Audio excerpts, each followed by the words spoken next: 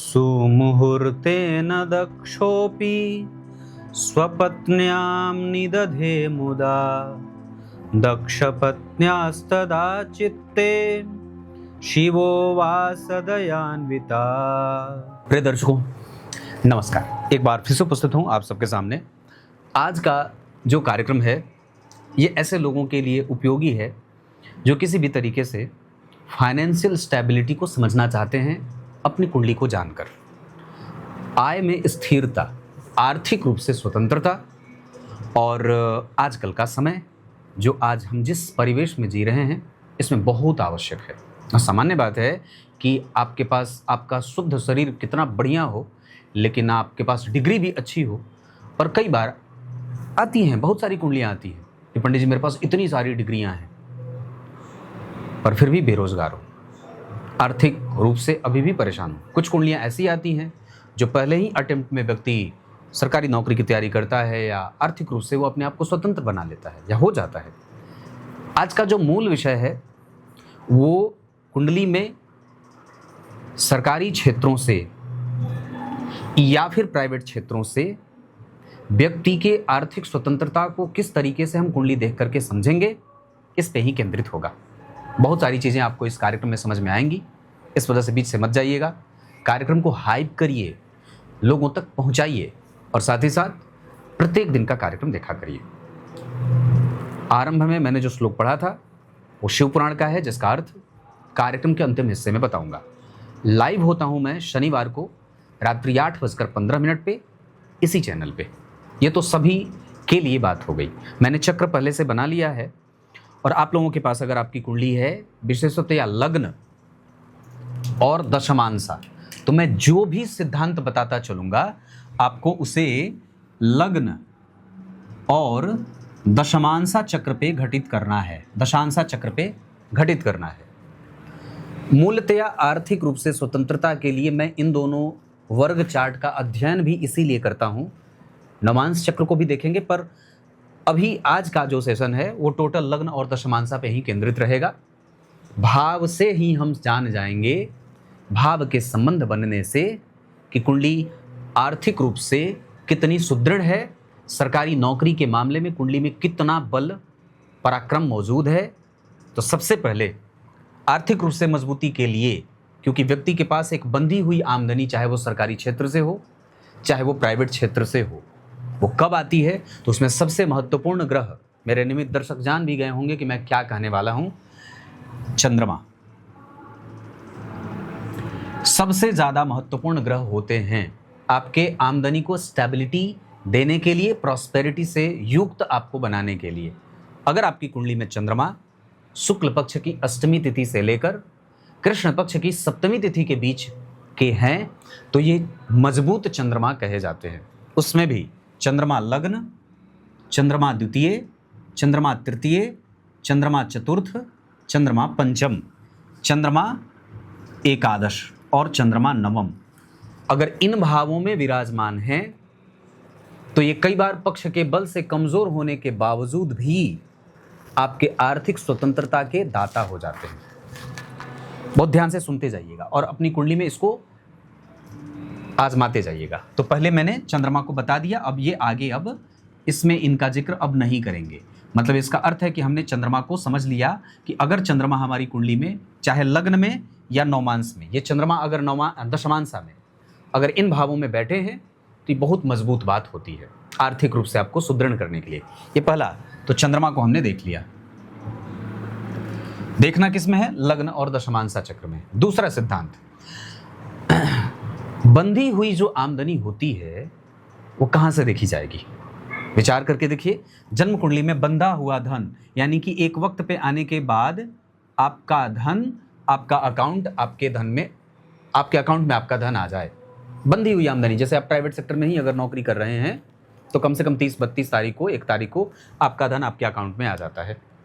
वैसे ही सरकारी क्षेत्रों में अगर आप काम करते हैं तो एक बंधी हुई आमदनी आपके अकाउंट में जो शुद्ध आप का बनता है वो आपके अकाउंट में आता है, जहां से हम मतलब रेगुलर इनकम जो देखा जाता है वो जन्म कुंडली के धन भाव से देखा जाता है। इसका अर्थ होगा कि अगर जन्म कुंडली के धन भाव में कोई भी ग्रह मजबूत होकर बैठा है, जैसे धन भाव में कोई ग्रह उच्च का होकर बैठा, धन भाव का स्वामी धन भाव में बैठा है। पर यहाँ एक सूत्र है जो याद रखना होगा, यहाँ मंगल अगर बैठे हैं और अगर अपनी राशि में नहीं बैठे हैं तो ये गड़बड़ कर सकते हैं, यहाँ पे आर्थिक स्वतंत्रता के वो बाधक ग्रह बन जाएंगे। इस वजह से यहाँ पे अगर मंगल बैठे हैं तो अपनी राशि के होने चाहिए, अन्यथा अगर वो किसी अन्य राशि में बैठे हैं, 10 नंबर में बैठे हैं, तब तो बात समझ में आती है, या तो अपनी राशि का या तो उच्च का, तब ये मंगल आपको धन देंगे। इसके विपरीत अगर किसी भी राशि में बैठेंगे तो ये मंगल आपके धन को कमजोर करने वाले ग्रह बन जाएंगे, मतलब आर्थिक संपन्नता में वो बाधा दे सकते हैं। तो जन्म कुंडली के द्वितीय भाव में अगर कोई ग्रह उच्च का बैठा हो या स्वग्रही बैठा हो तो व्यक्ति को वो रेगुलर इनकम देता है। तो पहले आपने क्या देखा, चंद्रमा को। दूसरे नंबर पे आपको क्या देखना है, ये लग्न चक्र में और नवांश में देखना है। दूसरे नंबर पे देखना है द्वितीय भाव के स्वामी को, कि द्वितीय भाव का स्वामी कैसा है।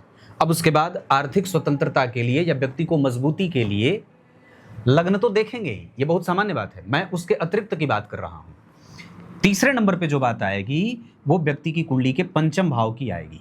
तो जन्म कुंडली के पंचम भाव के स्वामी या तो अपनी राशि में हो, जो कोई भी ग्रह हो, जैसे मंगल ही हैं तो 1 या 8 या 10 नंबर, कोई भी ग्रह अपनी राशि का बैठा हो पंचम भाव में। ऐसा मैं क्यों कह रहा हूं और सीधा मैं दूसरे भाव से आकर के पंचम भाव पे क्यों आ गया, बीच में मैंने तीसरा और चौथा छोड़ दिया, इसको आगे मैं बताऊंगा, उसकी उपयोगिता बाद में सिद्ध होगी। पहले मूल कौन कौन से भावों से हमारा धन सुरक्षित होता है, हम धन के मामले में सुरक्षित होते हैं, पहले उस पर चर्चा जारी है और वो आवश्यक है। ये पंचम भाव परिणाम का होता है, द्वितीय भाव भी परिणाम का होता है। तो परिणाम का चिंतन द्वितीय और पंचम भाव से होने के कारण यहां से आप पराक्रम करते हैं, पर पराक्रम का कोई अर्थ नहीं जब वो परिणाम शून्य हो। आप वो पढ़ाई कर रहे हैं जो आपको पढ़ना नहीं है, तो ये पराक्रम तो कर रहे हैं, आप समय तो लगा रहे हैं, पर उस विषय में समय लगा रहे हैं, उस सिलेबस को पढ़ रहे हैं जो आपके लिए आवश्यक ही नहीं है। तो पराक्रम का अर्थ यहाँ पे कमजोर हो गया। तो जब हम तुलना करते हैं कि किस भाव का बलवान होना आवश्यक होगा, तो उसमें द्वितीय भाव के बाद पंचम भाव का बलवान होना अत्यंत आवश्यक है, क्योंकि आपका पराक्रम कि सही क्या है और गलत क्या है, और उस पराक्रम का परिणाम संपूर्णतया पंचम भाव से प्राप्त होता है। मतलब सही और गलत का निर्णय कि क्या पढ़ रहे हैं और क्या नहीं, ये तृतीय भाव से देखा जाता है। जो पढ़ रहे हैं उसका परिणाम, जो शुद्ध पढ़ा, जो पढ़ना चाहिए आपको, जो आपका सिलेबस है, उसका परिणाम आपको जन्म कुंडली के पंचम भाव से मिलता है।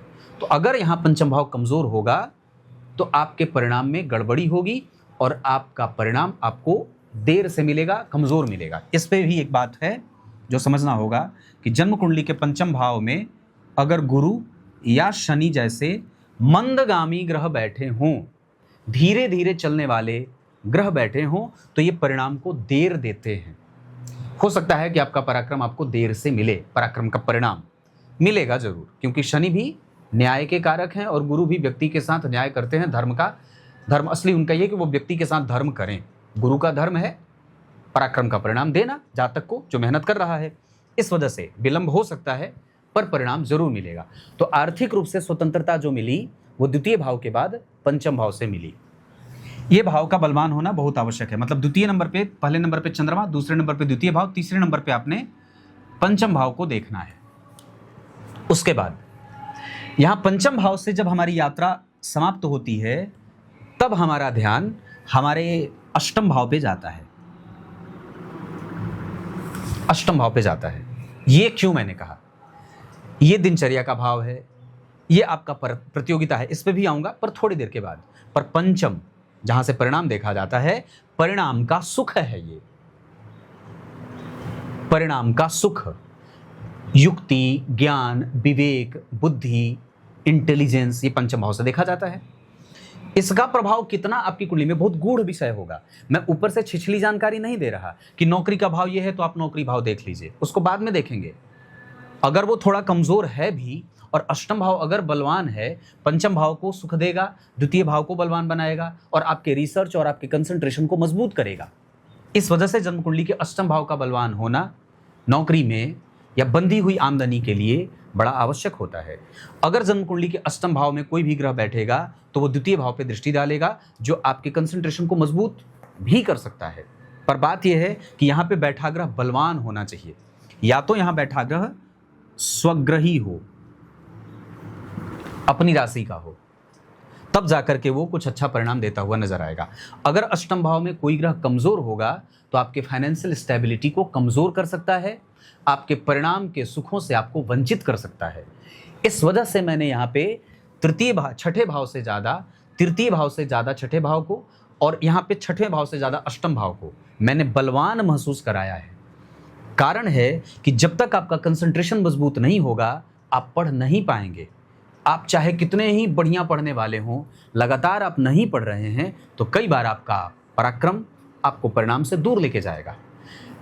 कंटिन्यूटी आवश्यक है, तो कंटिन्यूटी के मामले में अष्टम भाव की महत्ता बढ़ जाती है, या ये इस वजह से ज़्यादा महत्वपूर्ण हो जाता है क्योंकि यहाँ से व्यक्ति के कंटिन्यूअस पराक्रम को देखा जाता है, या रिसर्च को देखा जाता है, डीप थॉट को देखा जाता है, डीप एनालिसिस को देखा जाता है, आपके संपूर्ण जो आपका सिलेबस है उसको कवर करने को देखा जाता है ना।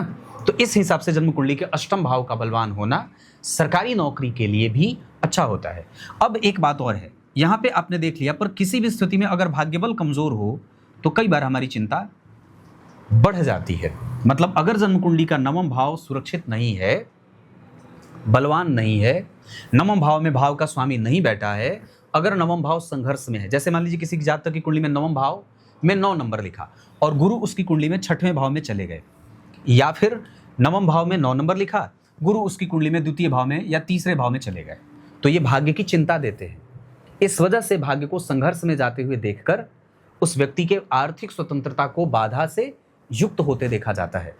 इस वजह से भगवान जन्म कुंडली का नवम भाव अत्यंत बलवान होना आवश्यक है। कई बार तो ये मजबूत त्रिकोण होने के कारण यहाँ एकमात्र अकेला ग्रह ऊंचा बैठा हो, गुरु सूर्य मंगल चंद्रमा जो भी हो उच्च के बैठे हैं, तो ये आपके इतने भावों में से सब पर भारी पड़ के आपको नौकरी दिलवा जाते हैं। एक बात नवम भाव पे तो मैंने बता दी कि नवम भाव बलवान होना आर्थिक स्वतंत्रता का सूचक है। इसके बाद अब यहाँ पे आप ना आगे बढ़ जाइए, एक बात और भी याद रहेगी। अब यहाँ पे समझना होगा, जब मैं तीसरे भाव को, अब यहाँ तक नवम भाव तक हमने प्राथमिकता पे देख लिया कि पंचम के बाद हमने अष्टम भाव को देखा और उसके बाद नवम भाव को देखा। मतलब प्रधानतया ये इतने भाव आपकी कुंडली में मजबूत रहेंगे तो व्यक्ति को सरकारी नौकरी में अच्छा पद मिलता है या उसका आर्थिक पक्ष मजबूत बना रहता है, इसमें कोई संशय नहीं है। अगर ये भाव इतने मजबूत हैं तो आपको चिंतित होने की कोई आवश्यकता नहीं है। अब विचार करते हैं कि सरकारी नौकरी में फाइनेंशियल स्टेबिलिटी के लिए और कौन से 3 भावों की आवश्यकता होती है। तो सबसे पहले उसमें जन्म कुंडली का तीसरा भाव आता है, क्योंकि व्यक्ति पराक्रमी यहीं से होगा। यहां बैठा शुभ ग्रह उसको भाग्यशाली भी बनाएगा, यहां बैठा पापग्रह उसको महान पराक्रमी भी बनाएगा। जन्म कुंडली का छठा भाव अगर अपने भाव से युक्त हो, मतलब भाव का स्वामी इसी में बैठा हो, 1 से लेकर 12 तक कोई भी यहाँ राशि बनी, इस भाव का स्वामी यहीं बैठा, तो निश्चित रूप से व्यक्ति को सरकारी नौकरी में जाते देखा जाता है। ये बात मैं लग्न और दशमांशा दोनों चक्र के लिए कह रहा हूं, और ये बात मैंने इधर लगातार देखी। बहुत सारी कुंडलियां आई मेरे पास जो सब सरकारी नौकरी में थे, अच्छे पदों पे थे, सबकी कुंडली में छठा भाव बलवान था। अब एक बात और याद रखिएगा, जब आपकी कुंडली में छठवें भाव का स्वामी, जैसे मान लीजिए मंगल की राशि बनी यहाँ और वो मंगल जन्म कुंडली के नवम भाव में बैठ जाएं, तो ये आपको निश्चित रूप से सरकारी नौकरी में जाने वाला योग बना देते हैं। अब भावों से भावों का संबंध, यहां से इसकी यात्रा शुरू करते हैं कि जन्म कुंडली के तीसरे भाव में अगर कोई ग्रह अच्छा बैठा है तो आपको महान पराक्रमी प्रतापी बना देता है। जन्म कुंडली के छठवें भाव के स्वामी अगर छठे भाव में बैठे हैं तो निश्चित रूप से आपको मजबूती से नौकरी दे देते हैं। छठवें भाव के स्वामी भाग्य भाव में बैठे हैं तो भी आपकी नौकरी बलवान होती है। अब बात करते हैं छठवें भाव का पंचम भाव, छठवें भाव का 5वां यानी कि दशम स्थान। इस वजह से मैंने इसको दूसरे नंबर पे देखा था, पहले नंबर पे मैंने कहाँ देखा है, जबकि दशम स्थान करियर का होता है। तो दशम स्थान अगर बलवान है कुंडली का, या छठवें भाव के स्वामी दशम स्थान में बैठे हैं, मान लीजिए मंगल छठवें भाव के स्वामी हैं, वो दशम स्थान में बैठ गए, इसका अर्थ होगा कि ये महान योग बनाएगा। और ये योग सिर्फ आपकी ही कुंडली में नहीं बनाएगा नौकरी का, बल्कि आपके पिता को भी नौकरी देने वाला या नौकरी में रहने वाला बना देता है। आप आजमा करके देखिएगा ये सूत्र कि छठवें भाव के स्वामी अगर जन्म कुंडली के दशम स्थान में बैठे हैं, उस व्यक्ति की कुल परंपरा में लोग नौकरी करते आए हैं, या दूसरा उसका खानदानी बिजनेस रहा होगा। ये 2 बातें सिद्ध हो जाती हैं। तो क्या कहा कि छठवें भाव के स्वामी अगर नवम में या दसम स्थान में बैठे हैं तो भी व्यक्ति की फाइनेंशियल स्टेबिलिटी, मजबूती को प्राप्त होती है। इतने सारे सिद्धांत। अब एक बात और भी है, आपने छठवें भाव के स्वामी को नवम में देख लिया, दसम में देख लिया, तो छठवें भाव के स्वामी जब दसम में बैठेंगे तो चतुर्थ को देखेंगे। सामान्य बात है कि कोई भी ग्रह बैठेगा तो उसकी सातवीं दृष्टि चतुर्थ भाव पे जाएगी। ये तो एक अच्छी बात होती ही है, पर इसका एक ड्रॉबैक भी होता है। अगर छठवें भाव के स्वामी दसम में बैठेंगे ना तो नौकरी देते हैं जरूर, पर उसमें कभी कभी बाधा भी आती है। मतलब बाधाओं के साथ व्यक्ति को नौकरी मिलती है। यह सामान्य बात है। यहां पे व्यक्ति को बाधाओं के साथ व्यक्ति, क्योंकि कंपटीशन का भाव है, नौकरी में कंपटीशन देगा, लेकिन कब वो बाधाओं से युक्त नहीं होता। अब इसका उत्तर कि अगर जन्म कुंडली के छठवें भाव के स्वामी चतुर्थ स्थान में बैठे हों तो दसम को देखें। बैठे दोनों हैं, देख एक दूसरे को रहे हैं। मतलब क्या है कि छठवें भाव के स्वामी दसम में बैठे थे तो चतुर्थ को देख रहे थे, पर यहां पे संघर्ष ज्यादा दिखाई दे रहा था। लेकिन अगर छठवें भाव के स्वामी चतुर्थ में बैठकर दसम को देखेंगे तो यहां पे संघर्ष कम हो जाता है। ऐसा क्यों है? क्योंकि यहां पे वो स्थिति को मेंटेन करता है। ग्रह बैठेगा उससे ज्यादा अच्छा होगा देखे। ग्रह का फल कहां का ज्यादा मिलता है? देखने का, बैठने का नहीं। अगर ग्रह बैठा है वो सामान्यतया 100% परिणाम कर रहा है, लेकिन अगर ग्रह जहां देख रहा है वहां पे वो 110% का परिणाम कर रहा है। ग्रह की दृष्टि का फल ज्यादा मिलता है बनिस्पत बैठने का। तो आपने क्या देखा कि चतुर्थ में बैठे थे तो ज्यादा परिणाम किया। जैसे किसी की कुंडली में सरकारी नौकरी का योग बना है, कोई प्रश्न पूछा था मुझसे, तो अगर यहाँ पे मंगल बैठे हों, सूर्य बैठे हों, यहाँ तक कि शनि बैठे हों, गुरु बैठे हों, ये सब के सब योग कुंडली में सरकारी नौकरी देने वाले बना देते हैं। बहुत अच्छा। दूसरा, अगर जन्म कुंडली के दसम स्थान पे सूर्य बैठे हों, शनि बैठे हों, मंगल बैठे हों, राहु बैठे हों या गुरु बैठे हों, ये सारे के सारे योग जो बनेंगे वो फाइनेंशियल स्टेबिलिटी को मजबूत करने वाले बनेंगे। बाकी उसके बाद आप एकादशवां देखेंगे तो सारे भावों का बलवान होना आवश्यक होगा, पर कम से कम चंद्रमा, दूसरे नंबर पे द्वितीय भाव, तीसरे नंबर पे पंचम भाव, छठवें नंबर पे अष्टम भाव और उसके बाद नवम भाव, ये इतने भाव बलवान होने हैं। और दूसरा, मैंने दूसरे नंबर पे क्या रखा? भावों से भावों का संबंध बताया कि नवमेश यहाँ बैठे हों, छठे भाव के स्वामी यहाँ बैठे हों, छठे भाव के स्वामी यहाँ बैठे हों, छठे भाव के स्वामी दसम में बैठे हों। एक पक्ष और भी है। अब जैसे एक सिद्धांत है जो बड़ा, अब लग्नेश को लेकर के अगर हम चर्चा कर लें तो अगर लग्न के स्वामी छठे भाव में बैठे हों तो व्यक्ति को नौकरी देते हैं, थोड़ी बहुत असफलता के साथ। दूसरा, अगर छठवें भाव के स्वामी लग्न में बैठे हों तो भी व्यक्ति को नौकरी देते हैं, थोड़ी बहुत असफलता के साथ। यह सिद्धांत लग्न और दशमांशा दोनों ही चक्र में लागू होता है, पक्की बात है। अब एक बात और ही है, जो सबसे ज्यादा मैंने सिद्धांत घटित होते देखे हैं वो देखा है छठवें भाव के स्वामी का चतुर्थ में बैठकर दसम को देखने का। ये तो लगभग जितनी सरकारी नौकरी वाली कुंडलियां होती हैं जहां पे सरकार से पैसा आ रहा है उसमें ये कुंडली जरूर संबंध बना लेती है। लग्न छठे भाव का स्वामी दसम में या छठे भाव का स्वामी चतुर्थ में। ये योग 80% से 90% कुंडलियों में घटित होते हुए मैंने देखा है, बहुत सारी कुंडलियों में। यहां तक कि कई बार केंद्र खाली हो फिर भी ये बात बन जाती है कि अगर जन्म कुंडली में नौमांश लग्न चक्र खाली है, मान लीजिए किसी व्यक्ति की कुंडली, अभी मेरे पास 3-4 दिन पहले एक IAS अधिकारी आए थे मिलने, उनका केंद्र खाली था, कर्क लग्न की कुंडली थी, लेकिन दशमांशा चक्र में योग बलवान था। यही बात बन रही थी जो मैंने बताई अभी कि लग्न छठे भाव के स्वामी थे, चतुर्थ में बैठे थे, दसम स्थान को देख रहे थे और अच्छे पद पर, वो डायरेक्ट व्यक्ति CM को रिपोर्ट करता है। तो कहने का अर्थ क्यों है कि ऐसी सारी स्थितियां अगर जन्म कुंडली में बन रही हैं तो व्यक्ति को सरकारी नौकरी की तरफ बढ़ना चाहिए। अब इन सभी चीज़ों में ना एक बात और भी है जो बड़ा नेचुरल है कि सरकार के पास वैकेंसी आए तब तो सवाल ये उठता है, उसमें भी अगर आप विशेष कैटेगरी में हैं तब तो आपकी कुंडली में चाहे कितने ही राजयोग क्यों न बने हो सब भूसा हो जाते हैं। और जिसकी कुंडली में इतने सारे राजयोग नहीं बने हैं और अगर वो किसी विशेष वर्ग से आता है तो उसको नौकरी पधार करके मिल जाती है। ये हमारे देश की विडंबना है। 75 वर्षों में हम अभी तक इससे ही बाहर नहीं निकल पाए हैं और मुझे नहीं लगता है कि भारत की दुर्गति इतनी होगी, हम इससे कभी निकल नहीं पाएंगे। अब तक नहीं निकले तो अब क्या निकलेंगे। जब मजबूत प्रधानमंत्री बन गए, कितने सारे बन गए, अब तक नहीं निकाल पाए भारत को इस बेड़ियों से, तो अब क्या ही निकलेंगे। तो अब तो ये पूरा ही नष्ट प्राय होने की स्थिति में है, पर फिर भी हम अपने पराक्रम को कई गुना बढ़ा सकते हैं। ऐसे विषयों से आसान्वित होकर के। क्लियर है? अब आइए कार्यक्रम के आरंभ में जो मैंने श्लोक पढ़ा था उसका अर्थ बता देता हूं। देवी मैया सोचती हैं कि दक्ष प्रजापति को मैंने ये वरदान दिया था कि मैं आपके पुत्री के रूप में आपके घर में जन्म लूंगी। ऐसा ही हुआ। दक्ष प्रजापति को 60 कन्याएं हुई, उसमें से एक देवी मैया भी हुई। वो वीरणी, दक्ष प्रजापति की पत्नी का नाम वीरणी था। उनके गर्भ में वो प्रवेश करती हैं और बाद में वो शिवा बनती हैं, है ना, सती मैया बनती हैं। ये कहानी आप लोग जानते हैं, आगे भी आएगा।